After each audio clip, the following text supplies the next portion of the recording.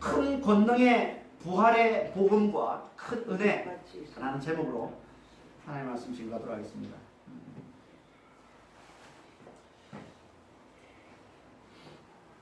오늘 본문은 어떻게 보면 대단히 부담스러운 말씀인데요.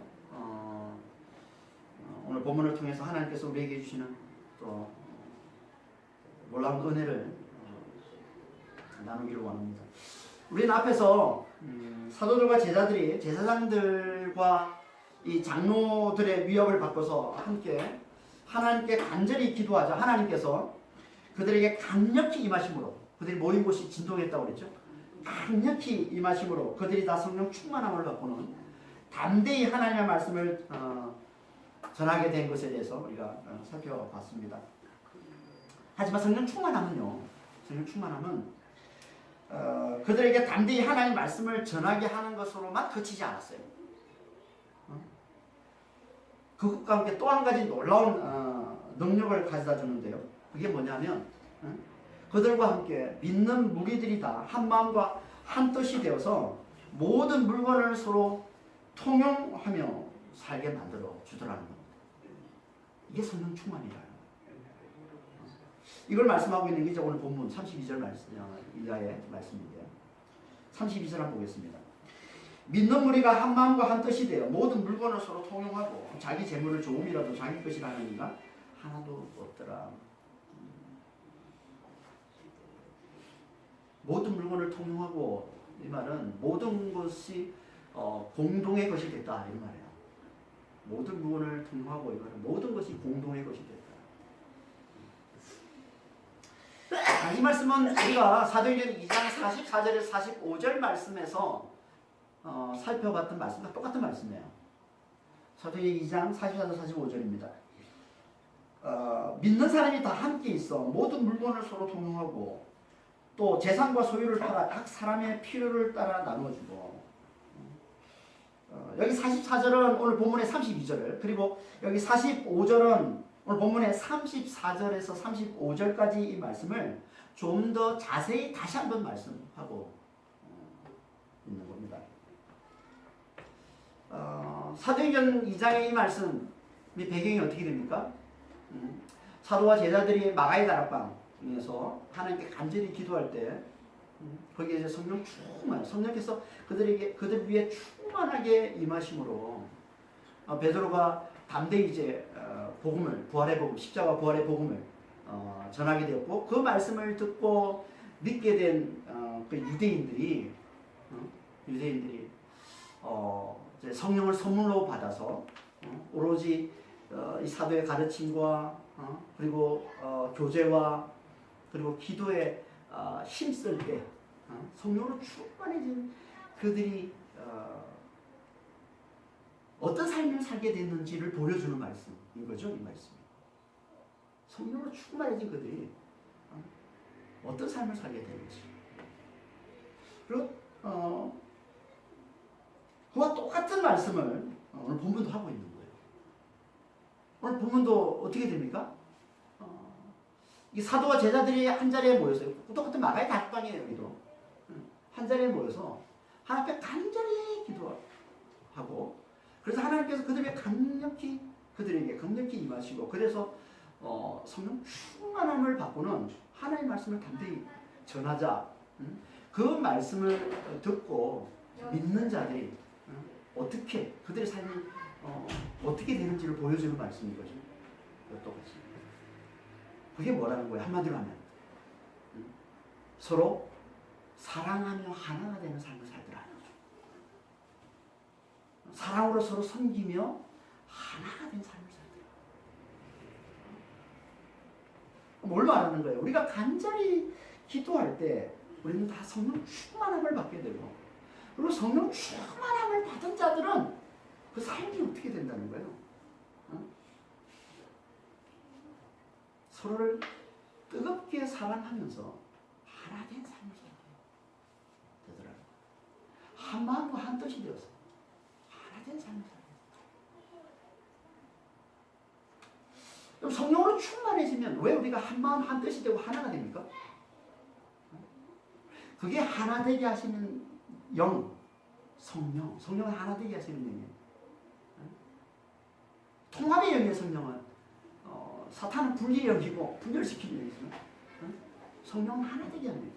그게 하나 되게 하시는 영, 이 성령께서 우리를 끌고 가시게 됩니다. 그리로 끌고 가시게 됩니다. 성령 충만해지면 우리는 다 한 마음 한 뜻 하나된 삶을 살게 된다는 거예요. 성령 충만해집니다. 여기 성령은요, 성령께서 우리를 궁극적으로 끌고 가시는 곳이 그곳이에요. 하나된 삶을 사는 거고. 왜 그렇습니까? 그게 천국의 삶이기 때문에. 그게 천국에서 삶이에요. 천국은 영생을 누리면서 모두가 다 한 마음 한 뜻이 되어서 영원토록 서로를 사랑하며 사는 것이 천국이죠.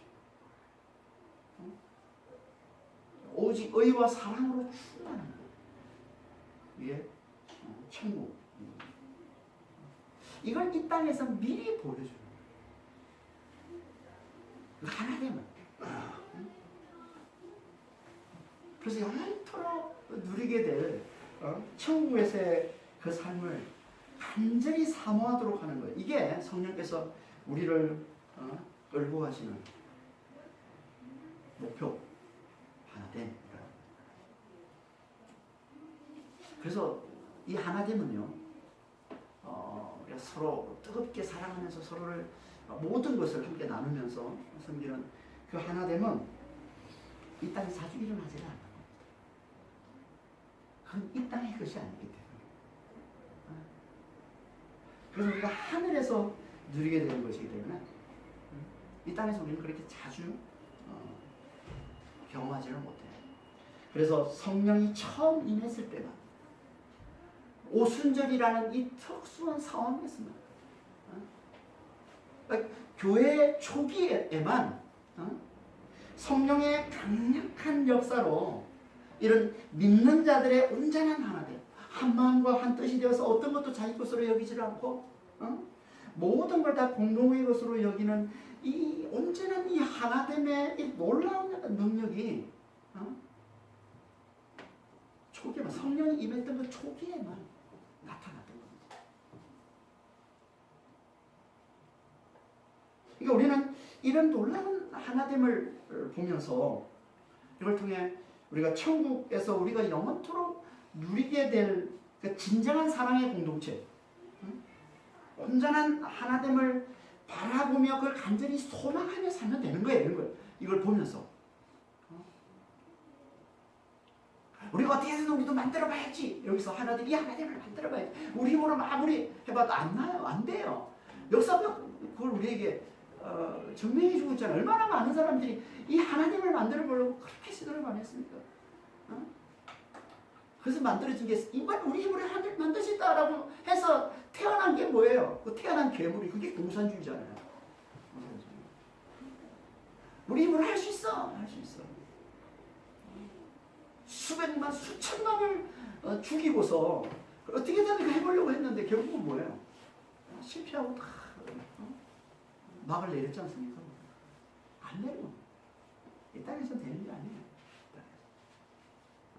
오직 우리가 천국에서 영원토록 성령의 능력으로 살아가는 그 천국에서 우리가 누릴 수 있는 것을 보여주는 겁니다. 그러니까 우리는 이걸 보면서 그 천국을 간절히 소망하면서 살면 되는 거예요.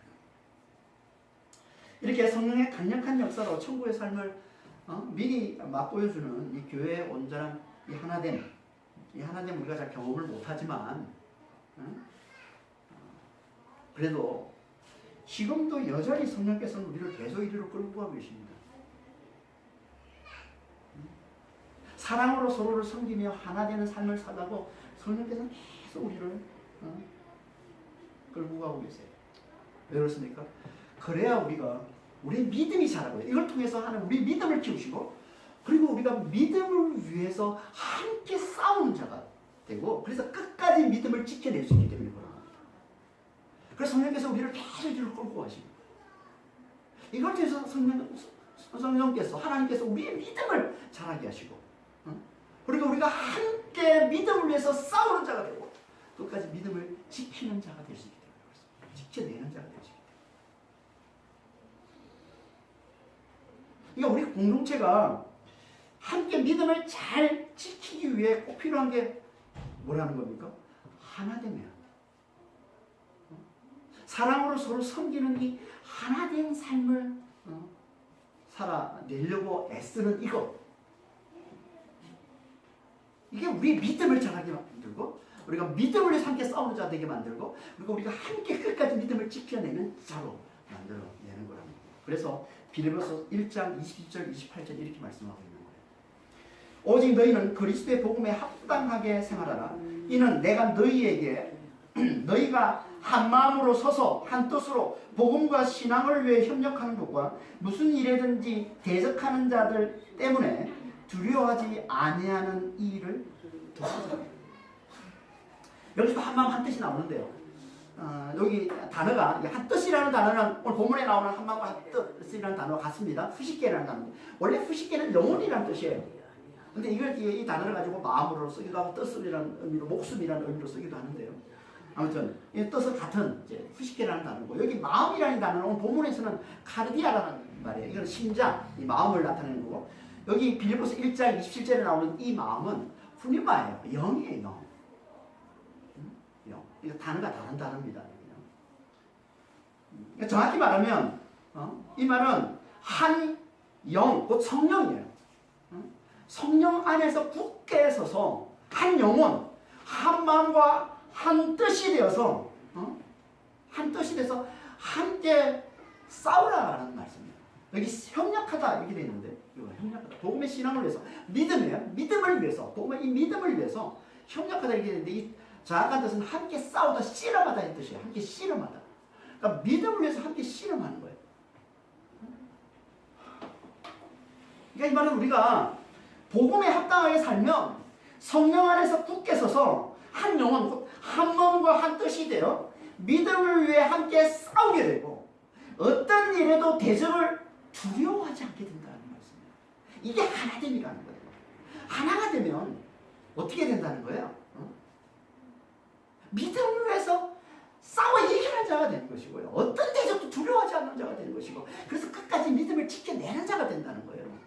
하나가 되면 한 마음 한 뜻 하나가 되면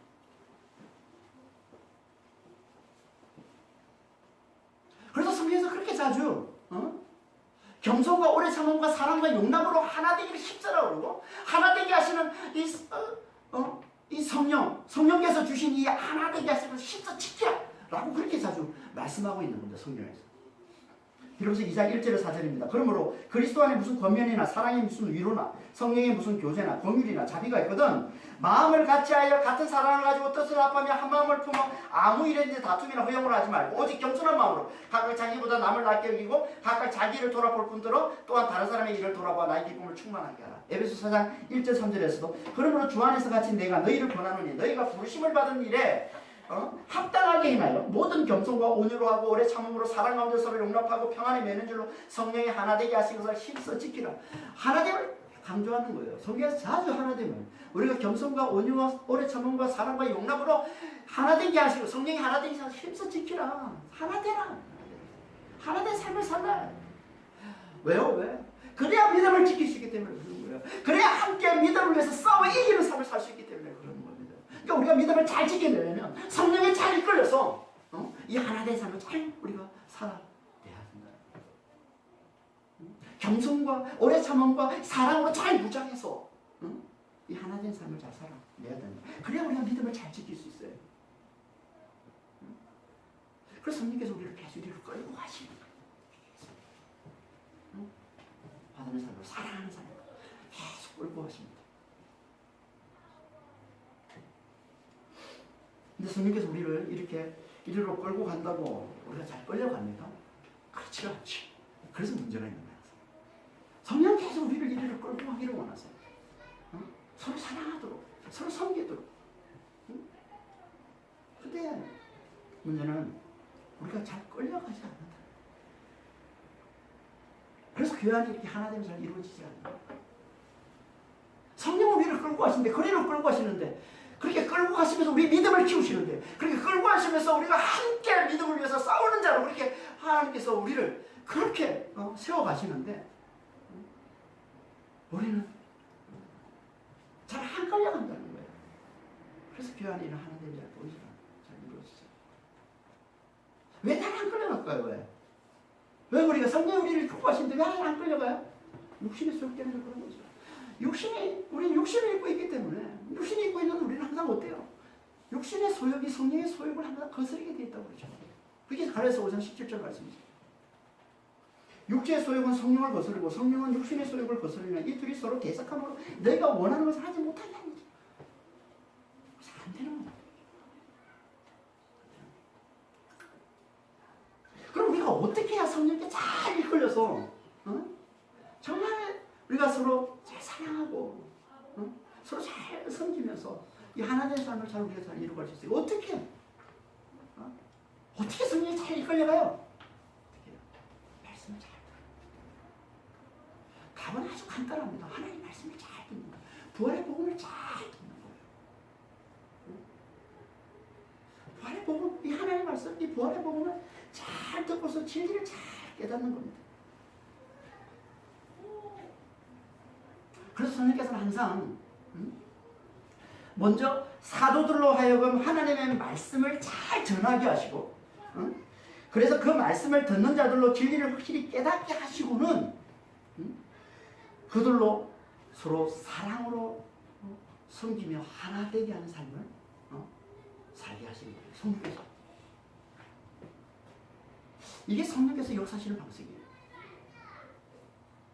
성령은 항상 먼저 하나님의 말씀을 들려주시고 그래서 진리를 깨우쳐 주시고는 사랑으로 하나 되게 하시는 겁니다. 이게 성령의 역사예요. 성령 항상 이렇게 역사하십니다. 그래서 사도행전 2장에서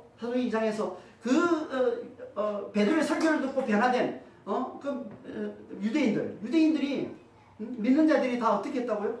다 모든 물건을 서로 통용하고 어떤 것도 자기 것으로 여기지 않고 모든 것을 다 공동의 것으로 여기는 삶을 산다고 얘기하면서 고전에 뭘 말씀하시냐면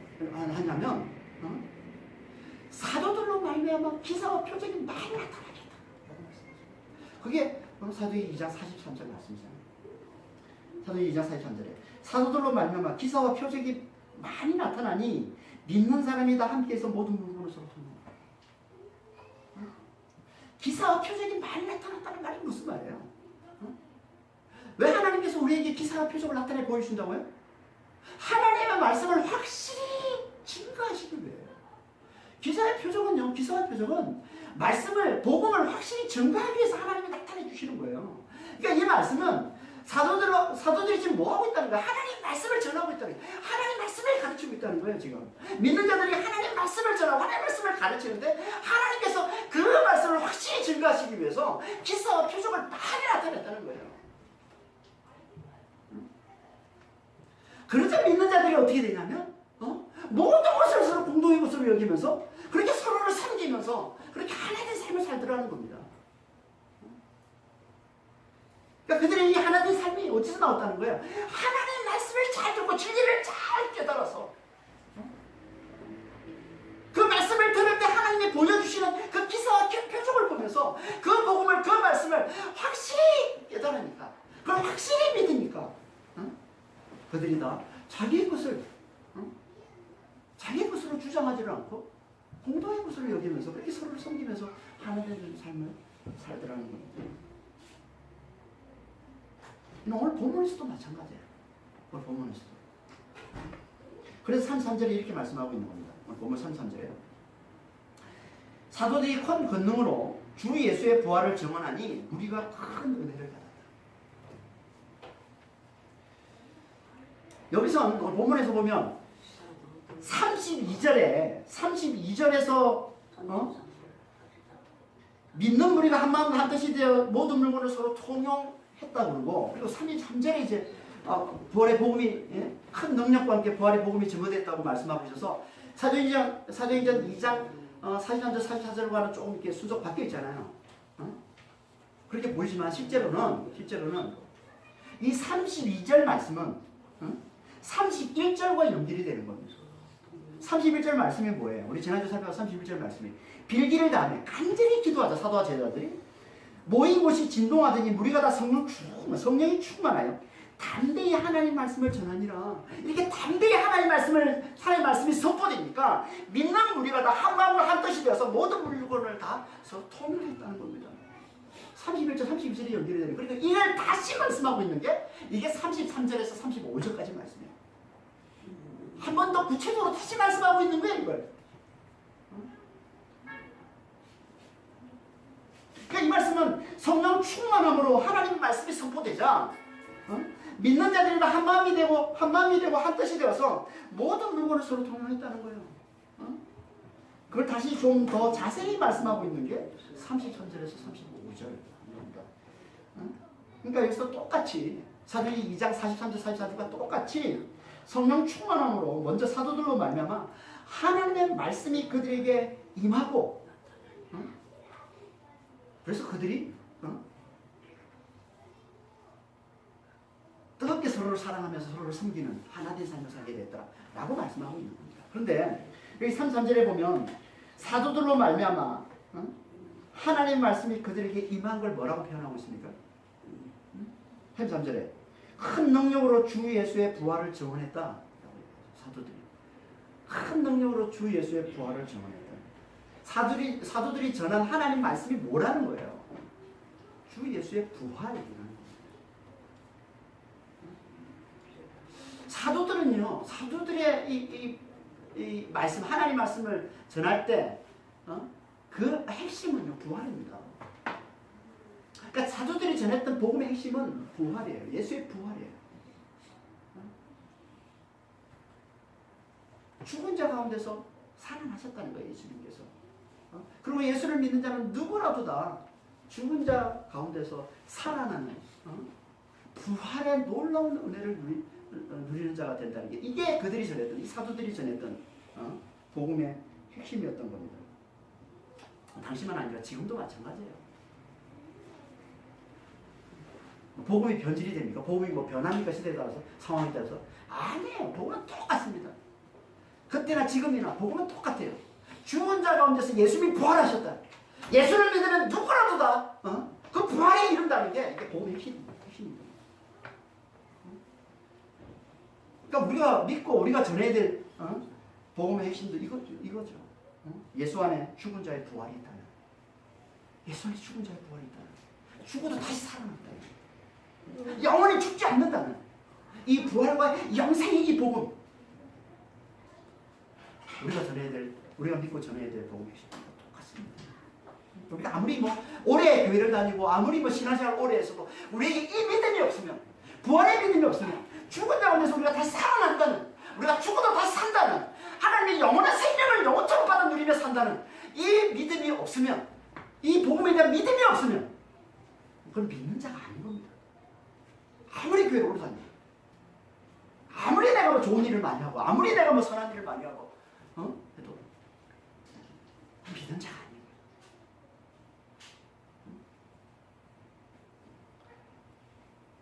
그러니까 부활의, 이 복음의 핵심은 부활이라는 거예요. 부활이라는 거예요. 그런데 왜 이걸 사람들이 잘 못 믿습니까? 우리 힘으로 믿기가 너무 어렵기 때문에 그런 거예요, 부활을. 죽은 자한테 살아난다. 이건 우리 힘으로, 우리 이성으로, 우리 생각으로는 도저히 믿을 수가 없는 거예요. 그러니까 못 믿는 거예요. 그리고 여기다가 거짓 선자들이 끊임없이 계속 이 말씀을 변질시키고 왜곡시키니까 믿을지도 못하는 거예요, 이 부활을. 지금도 여전히 거짓 선자, 과거나 지금이나 예수님 당시도 마찬가지고 지금도 마찬가지입니다. 이 거짓 선지자들은 끊임없이 이 복음을 계속 왜곡시키고 계속 변질시킵니다. 요즘도 거짓 선지자들 돌아다니면서 지금 이 복음을 왜곡시키거든요. 어제도 TV에서 봤어요. 요즘 TV에서 주말마다 주머니 황금 시간 때 나와가지고 이 거짓 선지자가 이 복음을 왜곡시키는 이런 거 보십니까? 저는 자주 보는데 요즘 돌인지 하는 이 시대의 거짓 선지자, 대표적인 거짓 선지자예요. 방송에 나와서 토요일에 뭐 하더라고, 방송 뭐 하는데 지난주에 제가 얼핏 들었는데, 아니 부활에 대한 얘기를 하는 거예요. 부활에 대한 얘기를. 그래서 얘가 부활에 대해서 뭘 얘기하나, 얘는 아니죠, 아저씨니까. 하여튼 부활에 대해서 뭐라고 얘기하나 제가 들어봤습니다. 뭐라고 하는지 아세요? 성경에서 말하는 부활은 죽은 자의 부활이 아닙니다. 죽은 자의 부활이 아니에요. 죽은 자가 다시 살아나는 게 성경에서 가르치는 부활이 아니에요. 성경에서 말하는 부활은 죽은 자가 죽고 난 이후에 그 정신을 누군가가 이어받으면 그 사람이 부활한 겁니다. 죽은 자의 정신을 이어받는 게 부활인 거예요. 그런 얘기 듣고 사람들이 다 좋아합니다. 죽은 자의 부활이 아니에요. 죽은 자가 살아나면 속이 얼마나 좋습니까? 아, 그렇구나. 믿기가 힘들었는데 부활이라는 게, 야, 죽은 자가 어떻게 살아? 이런 사람이 나와가지고 세상에서 제일 똑똑하다고 하는, 항상 자기가 항상 자랑하는 거지만, 제일 똑똑한 사람이 나와가지고 부활이라는 건, 성경에서 말하는 부활이라는 건 죽은 자의 그 정신을 누군가, 그 후세대가 이어받으면 그 사람은 부활한 거예요. 윤동주 시인을 예를 들어가지고 얘기하더라고요.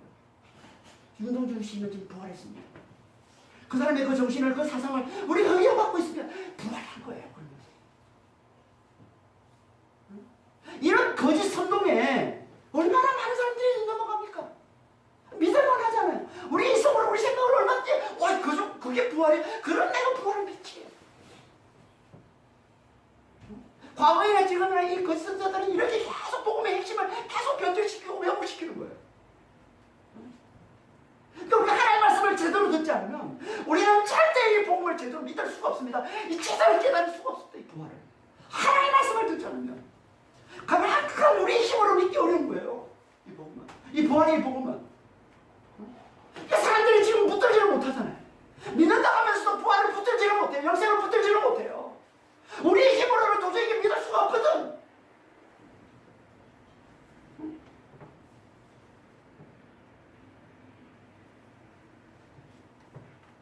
그래서 하나님 어떻게 하세요? 큰 능력으로, 큰 권능으로 이 부활의 이 복음을 확실히 전개해 주신다고 합니다. 큰 권능.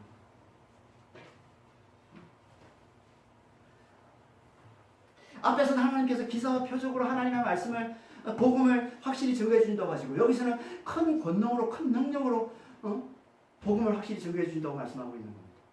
그러니까 큰 권능과 기사와 표적은요, 같은 의미로 보시면 돼요. 그러니까 여기서 말하는 이 큰 권능은 기사와 표적을 다 포함하고 있는 하나님이 나타내신 놀라운 능력을 말하는 거예요. 놀라운 능력. 그래서 이 큰 권능과 기사와 표적은 자주 같이 쓰이는 겁니다. 사도행전 2장 22절에 너희도 아는 바와 같이 하나님께서 나사렛 예수로 큰 권능과 기사와 표적을 너희 가운데서 베푸사 너희 앞에서 그를 증언하시는 거예요.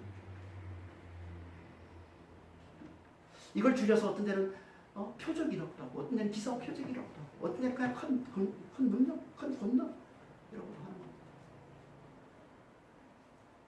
그러니까 이건 다 같은 의미 나타내는 거죠. 다 하나님의 말씀, 부활의 복음, 예수님의 이 그리스도 되심, 예수님의 그 십자가와 부활의 복음을 확실히 증거하기 위해 하나님께서 나타내시는 놀라운 능력을 말하는 거예요. 그 대표적인 게 뭐예요? 이 큰 권능, 이 기사와 표적, 이 대표적인 게 뭐예요? 이게 귀신을 쫓고 병든 자를 고치는 겁니다. 이게 대표적인 거예요. 그래서 그렇게 복음서에 그렇게 귀신을 쫓고 병든 자를 고치는 이야기가 그렇게 많이 나오고 계속 그걸 말씀하고 있는 게 이게 하나님께서 나타내시는 큰 능력과 기사와 표적이기 때문입니다. 이를 다른 말로 마귀에 눌린 모든 자를 고치신다라고 말씀하고 있는 거예요. 사도행전 10장 38절에 하나님이 나사렛 예수에게 성령과 능력을 기름 부어 하셨으며 그가 두루 다니시며 선한 일을 행하시고 마귀에게 눌린 모든 사람을 고치셨으니 이는 하나님이 함께 하셨습니다. 예수님께서 성령 충만하셔서 큰 능력으로 행하시는 게 이거라는 거죠. 마귀에게 눌린 모든 자를 고쳐내시니까 귀신을 쫓고 병든 자를 고치고 죽은 자를 살리고 해서 마귀에게 눌린 모든 자를 고쳐내시는, 마귀에게 눌린 자들을 자유케 해주시는 이 일을 하십니다. 이걸 하나님이 행하신 큰 능력.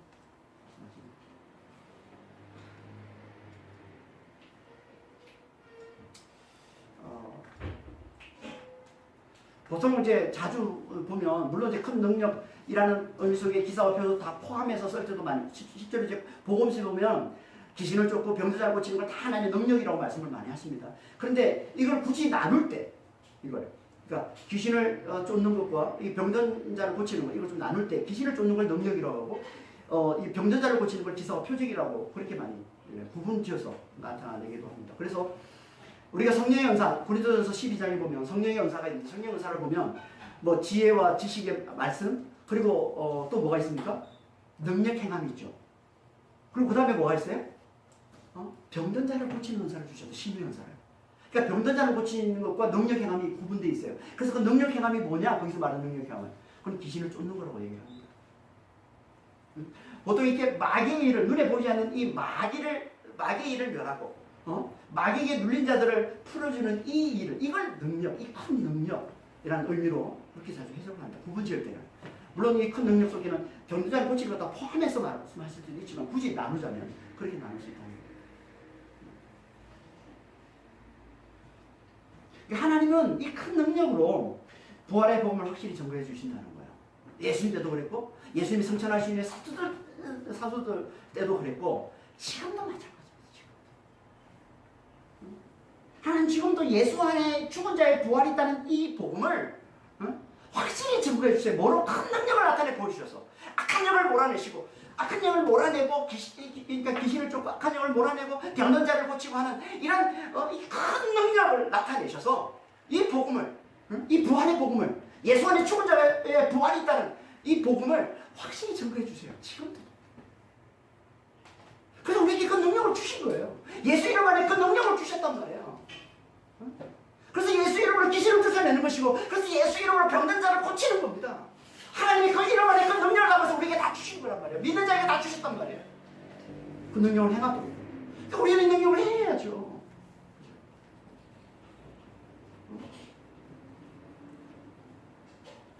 세상은요 예나 지금이나 악한 영으로 가득 차 있습니다.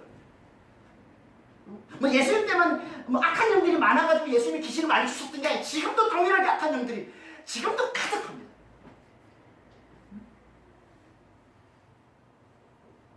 여러분 악한 영이 뭐예요?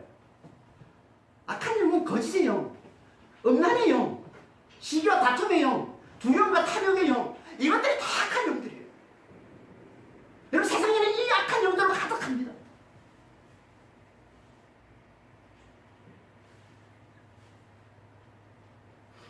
요즘 청년들을 사로잡고 있는 대표적인 악한 영이 뭐예요?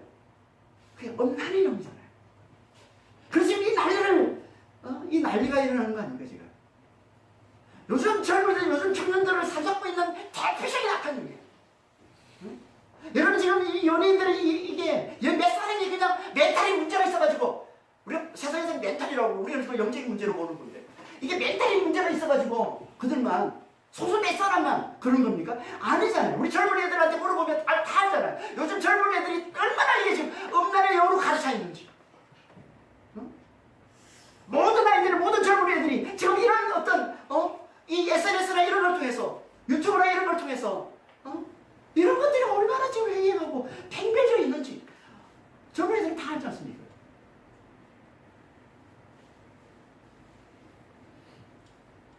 그러니까 젊은 층이 사로잡힌 젊은 층이 지금 팽배져 있는 약함이 드러나는 거예요 지금. 이게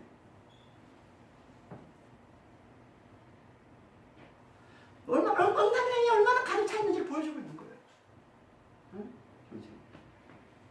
그리고 이 시대 음란의 영 말고 거짓의 영이 또 얼마나 또 가득 차 있습니까? 탐욕의 영도 얼마나 가득 차 있습니까?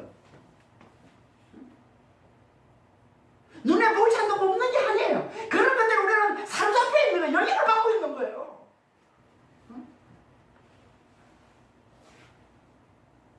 두려움의 영도 마찬가지입니다. 다툼의 영도 마찬가지고.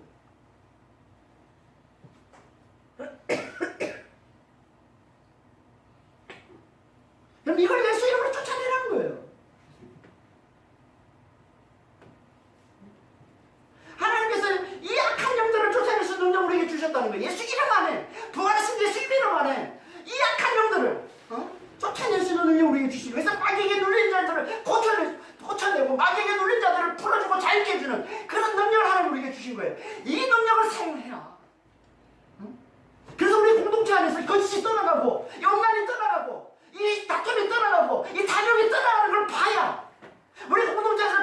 치유되는 걸 봐야 우리는 예수 안에 죽은 자의 부활이 있다는 이 부활의 복음을 확실히 믿을 수 있는 거예요.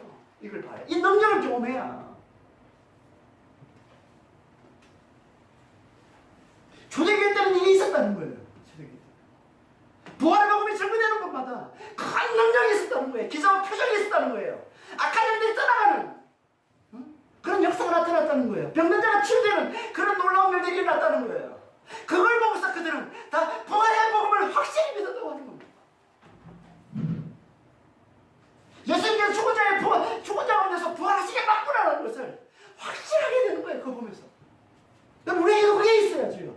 그 확신을 주시기 위해서 지금도 우리에게 하나님께서 동일하게 예수 이름 안에 놀라운 능력을 지금 행하고 계시는데 우리가 그걸 사용하지 않습니까? 맨날 내가 죽고 나면 가는 곳 천국은 부활은 그런 곳이야. 영생은 그런 것이야. 이런만 생각하고 세상에서는 세상 사람과 똑같이 그냥 아무 능력 없이 살고 있으니까 믿음의 능력을 발휘하지 못하고 있으니까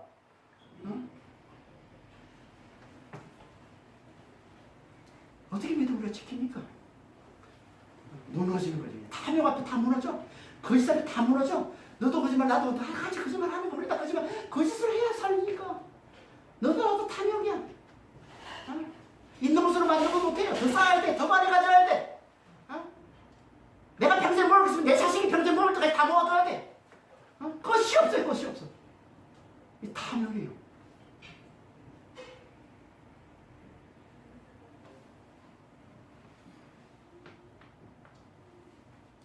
이 능력이 보이니까. 이 큰 능력이 보이니까. 마귀의 길이 멸해지는, 마귀에 눌린 자들이 고쳐지는, 마귀에 눌린 자들이 자유게 되는, 병든 자가 치유되는 이런 놀라운 능력을 보니까 당시의 사람들은 예수 안에 진짜 부활이 있었구나. 나는 이 복음이 확실히 믿게 되는 거예요. 그걸 확신할 수 있게 되는 거예요.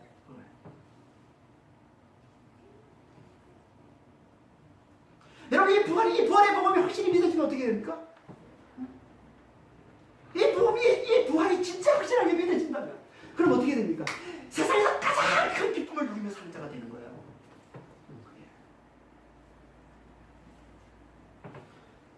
그건 어떤 자가 되는 거예요? 이 부활의 확신을 가진 자는 어떤 자가 되는 거냐면 세상에서 가장 귀한 것을 가진 자, 아니 세상에 가장 큰 부자의 마음을 가지게 돼요. 세상에서 가장 큰 부자의 마음을 가지게 돼요.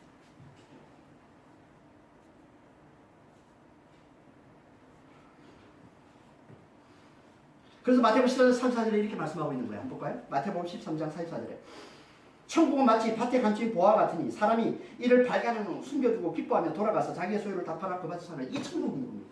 천국은 어떤 거냐면요. 그걸 발견하면 그걸 알면은 그게 너무 기뻐서 자기 소유를 다 팔아서 싸고 싶은 마음이 생긴 이게 천국인 겁니다. 자기가 지금 모든 걸 다 팔아서 사고 싶은 게 천국이에요. 그 천국이 뭐예요? 그게 부활인 거예요.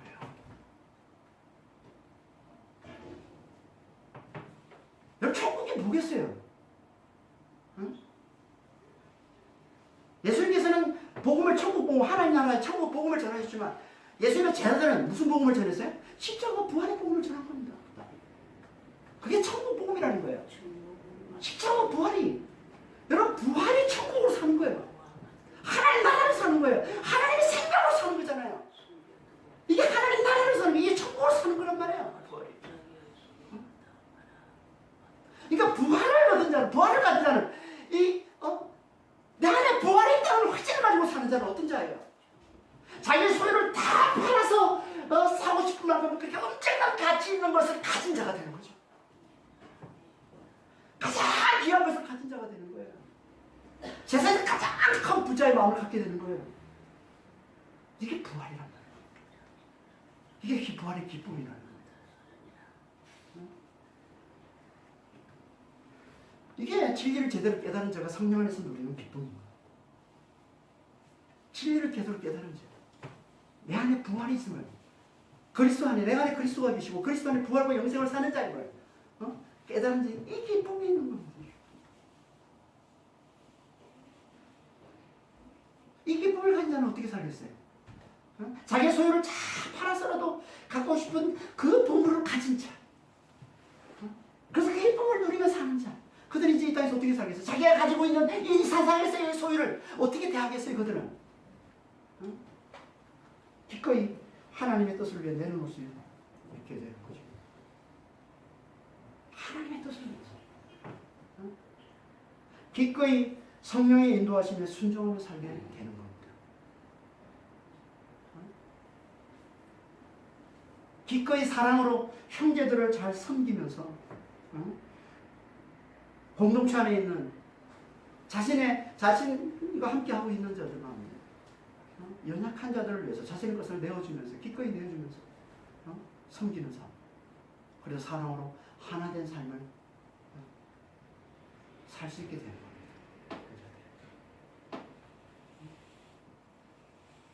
그래서 공동체가 모두가 다 함께 기쁨을 누리게 되는 것. 이게 뭐라고 그래? 이걸 한마디로 큰 은혜라고 해요. 큰 은혜. 그래서 큰 능력으로 사도들이 예수의 부활을 증거하자 우리가 다 큰 은혜를 받았다. 큰 은혜란 말은요, 부활을 사는 이 구원의 기쁨을 충만하게 누리는 거예요. 부활의 이 기쁨을 충만하게 누리는 거예요. 그래서 이 기쁨이 흘러 넘쳐서 이 기쁨이 흘러가는 거예요. 흘러 넘치는 거예요. 그래서 공동체가 사랑으로 서로를 섬기며 하나가 되는 데까지 이르는 것. 이게 큰 은혜예요.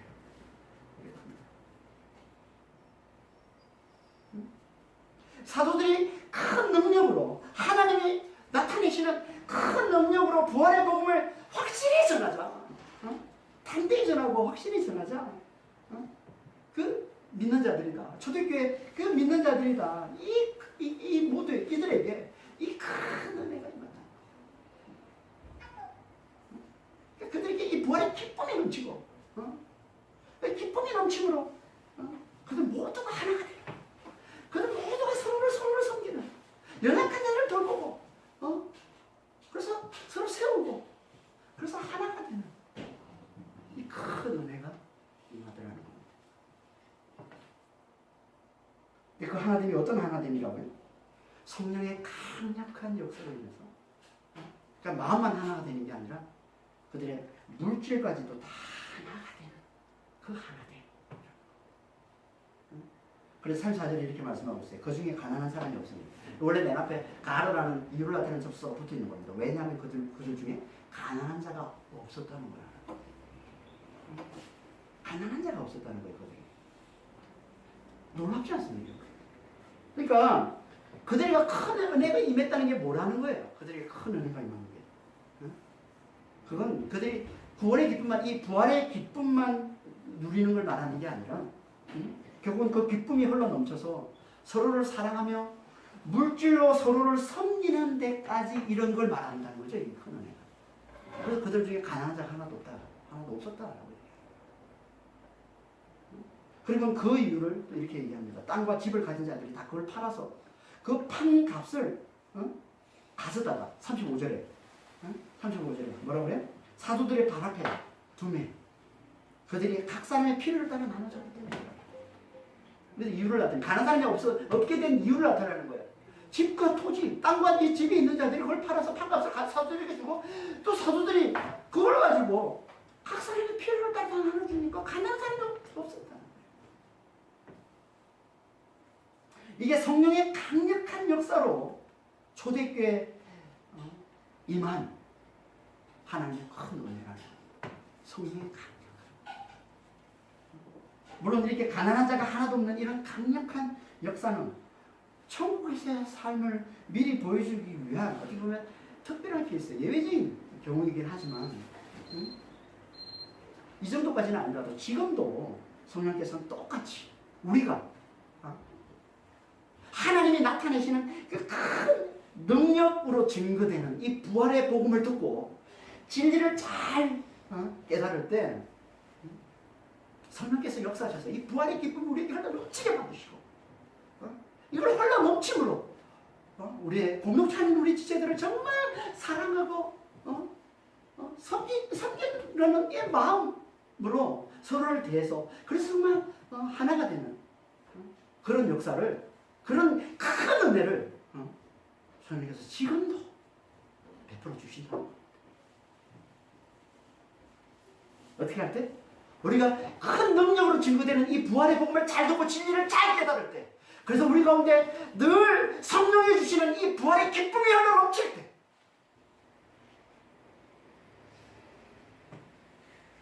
이걸 잘 보여주는 대표적인 인물이 요셉 바나바. 그래서 이 말씀 밑에 바나바 이런 이야기를 붙여서 말씀하고 있는 거예요. 36절 37절에 구불에서 난 레위족 사람이 있으니 이름은 요셉이라 사도들이 일컬어 바나바 번역하면 유래 아들이라니 그가 밭이 있으면 팔아 그 값을 가지고 사도들을 발 앞에 둔다. 여러분 다 바나바가 되시길 바랍니다. 바나바는 한마디로 요셉 바나바는 한마디로 성령 안에서 부활의 복음을 잘 듣고 이 큰 능력으로 증거되는 이 부활의 복음을 잘 듣고 진리를 잘 깨달아서 그 안에 성령이 주시는 이 부활의 기쁨으로 쭉만 했던 사람. 그래서 그의 별명이 바나바인 거예요. 바나바라는 원래 말은 이 아람어입니다. 바나바. 원래 말은 바는 아들이라는 뜻이고요. 나바는 나비라는 이 히브리어 나비의 변형입니다. 아람어와 히브리어는 거의 90% 이상이 같습니다. 그래서 이 나비라는 단어의 변형인데요. 그러니까 나비의 아들이에요. 나비가 뭐냐면 나비는 선지자, 예언 이런 뜻이에요. 나비. 그러니까 이 바나바라는 원래 말은 예언의 아들 이런 말입니다. 예언의 아들, 선지자의 아들. 예언이 뭐예요? 하나님 말씀이잖아요. 하나님 말씀.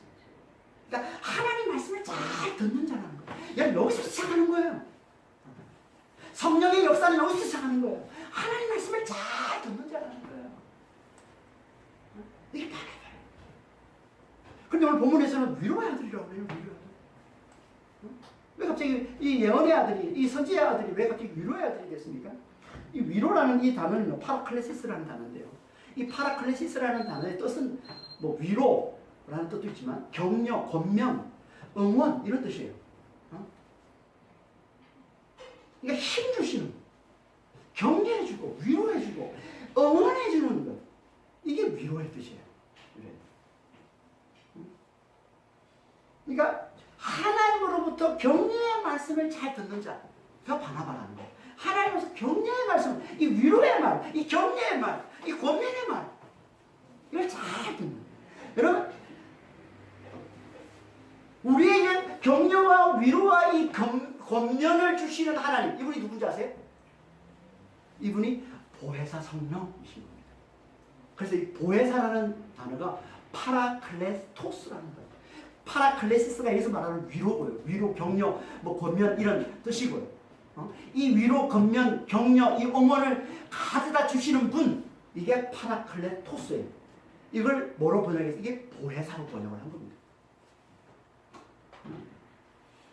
그러니까 보혜사 성령은 격려하시는 분이에요. 위로하시는 분이에요. 응원하시는 분이에요. 이게 보혜사 성령이에요. 우리 앞에서 우리에게 힘주시는 분이에요. 우리를 위로하며, 우리를 격려하며, 우리를 권면하면서 우리를 힘주시는 분이에요. 뭐로 격려할까요? 뭐로 위로할까요? 뭐로 격려할까요? 성령께서 뭐로 우리를 위로하십니까? 뭐로 위로하겠어요? 너는 부활을 사는 자야. 너는 영생을 사는 자라니까. 너는 예수 안에서 하나님의 자녀가 된 자야. 너는 왕이야. 왕 같은 제사장이라니까. 너는 하나님 앞에 보배로운 보석과 같은 존재야. 보배로운 하나님의 자녀야. 하나님의 기업이야. 라고 끊임없이 우리 안에서 늘 우리에게 이 권면과 이 격려와 이 위로, 이 응원을 보내주시는 분, 이분이 성령이십니다.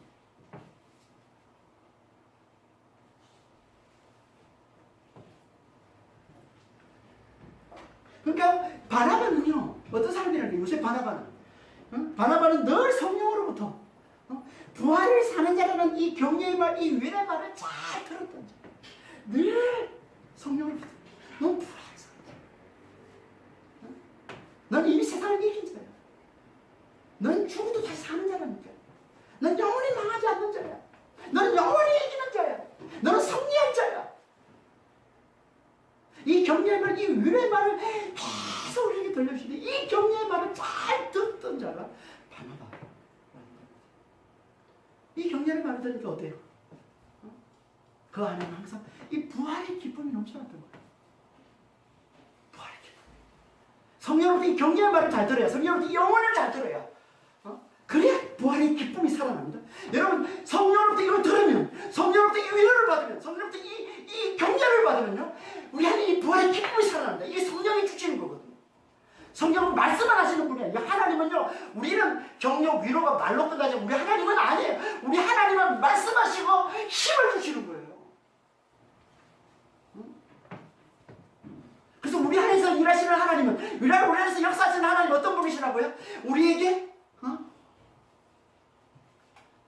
하나님의 뜻을 행하고자 하는 마음과 하나님의 뜻을 행할 수 있는 힘과 능력을 주시는 분이라고 얘기하는 거예요. 빌립보서 2장 12절 13절 말씀이 그 말씀이잖아요. 우리 안에 하나님 역사하시는데 그분은 우리에게 마음을 주시고 또 힘을 주셔서 우리 안에서 역사하신다고 그러죠. 성령은 힘을 주세요.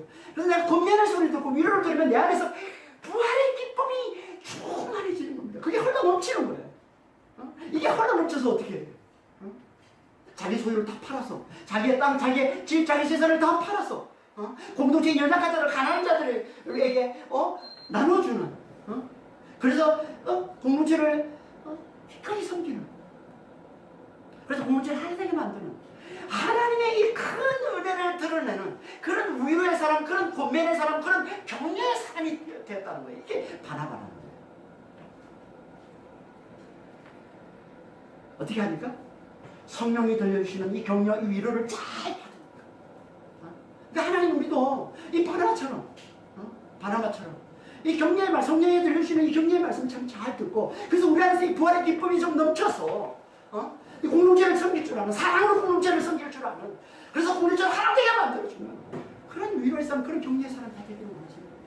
그걸 어떻게 해야 돼요? 그러면 하나님께서 큰 능력으로 준비해주시는 이 부활의 복음을 잘 들어야죠. 복음과 함께 하나님이 능력을 함께 주셨는데, 예수 이름으로 다니시면 주셨는데, 이걸 좀 잘 행사하면서, 그래서 큰 능력과 함께 주시는 이 부활의 복음을 좀 잘 듣고 진리를 좀 잘 깨달아서 늘 성령이 들려주시는 이 권면, 이 위로, 이 격려를 잘 받는 자, 이렇게 돼야 돼. 이렇게 돼야 돼.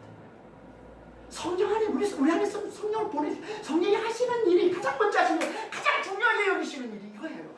보혜사 성령 그분이 하시는 일. 우리 안에 오셔서 끊임없이 우리를 격려하시는 거예요. 끊임없이 우리를 위로하시는 거예요. 여러분, 이걸 잘 받아야 돼요. 이걸 잘 받는 자가 그 안에 부활의 기쁨이 넘쳐나게 되는 것이고, 그가 결국은 공동체를 하나 되게 만드는 겁니다. 그래서 빌립보서 2장 1절 2절에 이렇게 말씀하셨죠. 오늘 읽었던 빌립보서 2장 1절에 요약하면 이렇게 되는 거예요. 그러므로 그리스도 안에 무슨 권면이나 사랑에 무슨 위로가 있거든 마음을 같이하여 같은 사랑을 가지고 뜻을 합하며 한 마음을 품어요. 아니, 우리가 하나가 되는데 하나가 될 수 있는 힘이 어디서 나온다는 거예요? 그리스도 안에 무슨 권면이나 위로가 있거든. 이 권면이 바로 파라클레시스, 위로의 아들이라는 이 위로와 같은 단어입니다.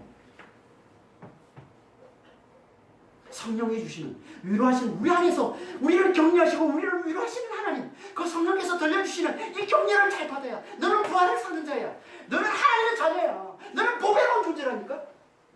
이 성령이 들려주시는 이 격려와 이 위로의 말씀을 잘 듣는 자, 그가 하나됨을 이루는, 이게 있으면 너에게 이게 있으면 하나됨을 이루라는 거예요. 한 마음을 품으라는 거예요. 같은 사랑을 가지고 뜻을 합해서 하나가 되라는 거예요. 하나가 되라는 거예요. 이게 있습니다. 그러니까 우리는 부활의 복음 좀 잘 들으시고 진리를 좀 잘 깨달아서 늘 성령이 우리에게 들려주시고 우리 안에서 늘 들려주세요. 들려서 우리가 귀만 기울이면, 그래서 기도하라고 그래. 계속 기도하라고 그러는 게 성령의 음성을 들으라고. 이걸 좀 들으라고. 그 성령의 권면과 위로, 이 격려를 잘 받는 자가 돼서, 그래서 우리 안에 이 부활의 기쁨이 넘치는 자가 돼야, 그래서 그 힘으로, 그 기쁨으로 공동체를 잘 섬기는, 공동체를 하나 되게 만드는 이 바나와 같은 이 위로의 사람, 이 응원의 사람, 이 격려의 사람이 되는 것. 이게 뭐야? 이게 성령 충만함. 이게 성령 충만함이에요. 이런 성령 충만한 삶을 다 사시면 여러분 되시기 예수를 축복합니다. 기도하겠습니다. 하나님 아버지, 성령 충만하면 큰 능력이 되는, 아니 하나님께서 큰 능력으로 전개해 주시는 이 부활의 복음을 잘 듣고 진리를 잘 깨닫는 데서부터 주님이 시작합니다.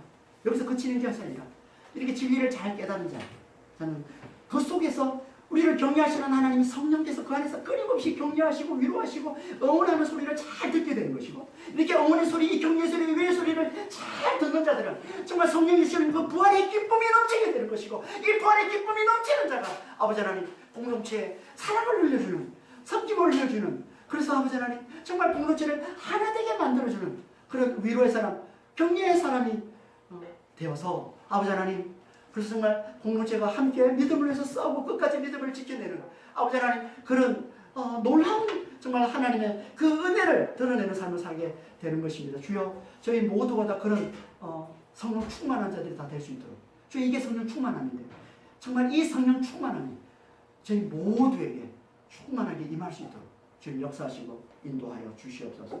감사하며 우리 주 예수 그리스도를 기도합니다.